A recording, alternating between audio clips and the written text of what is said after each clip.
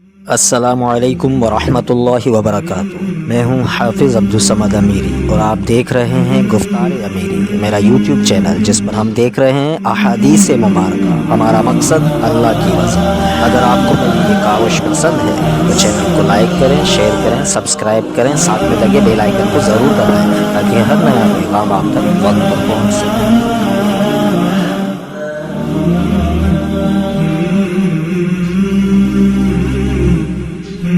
بسم اللہ الرحمن الرحیم۔ حضرت زینب بنت ابو سلمہ بیان فرماتی ہیں کہ ان کو ام سلمہ رضی اللہ عنہا نے بتایا کہ میں نبی کریم صلی اللہ علیہ وسلم کے ساتھ ایک چادر میں لیٹی ہوئی تھی کہ مجھے حیض آ گیا۔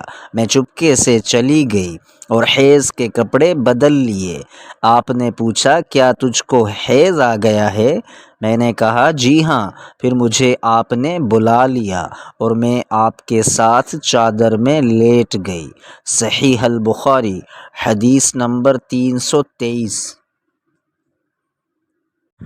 حضرت حفصہ رضی اللہ عنہا بیان فرماتی ہیں کہ ہم اپنی کنواری جوان بچیوں کو عیدگاہ جانے سے روکتی تھیں۔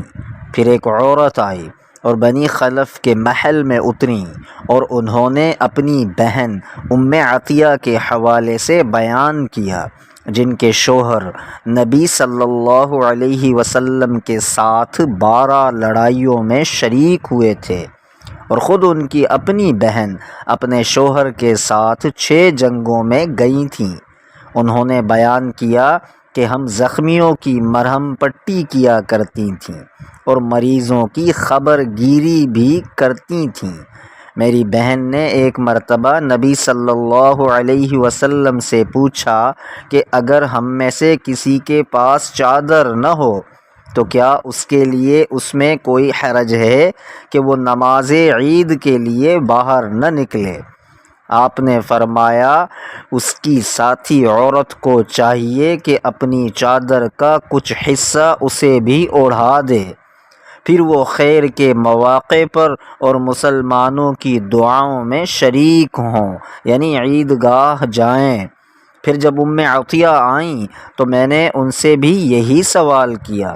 انہوں نے فرمایا میرا باپ آپ صلی اللہ علیہ وسلم پر فدا ہو، ہاں آپ صلی اللہ علیہ وسلم نے یہ فرمایا تھا۔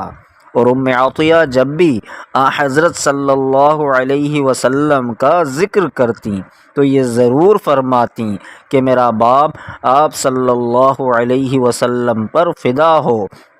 انہوں نے کہا میں نے آپ کو یہ کہتے ہوئے سنا تھا کہ جوان لڑکیاں، پردہ والیاں اور حائضہ عورتیں بھی باہر نکلیں اور مواقع خیر میں اور مسلمانوں کی دعاؤں میں شریک ہوں اور حائضہ عورت جائے نماز سے دور رہے۔ حفصہ رضی اللہ عنہا کہتی ہیں میں نے پوچھا کیا حائضہ بھی؟ تو انہوں نے فرمایا کہ وہ عرفات میں اور فلاں فلاں جگہ نہیں جاتیں، یعنی جب وہ ان جملہ مقدس مقامات میں جاتی ہیں تو پھر عیدگاہ میں کیوں نہ جائیں۔ صحیح البخاری حدیث نمبر 324۔ ام المؤمنین حضرت عائشہ صدیقہ رضی اللہ عنہا بیان فرماتی ہیں کہ فاطمہ بنت ابی حبیش رضی اللہ عنہا نے نبی صلی اللہ علیہ وسلم سے پوچھا کہ مجھے استحاضہ کا خون آتا ہے اور میں پاک نہیں ہو پاتی تو کیا میں نماز چھوڑ دیا کروں؟ آپ صلی اللہ علیہ وسلم نے فرمایا نہیں، یہ تو ایک رگ کا خون ہے، ہاں اتنے دنوں میں نماز ضرور چھوڑ دیا کر جن میں اس بیماری سے پہلے تمہیں حیض آیا کرتا تھا، پھر غسل کر کے نماز پڑھا کر۔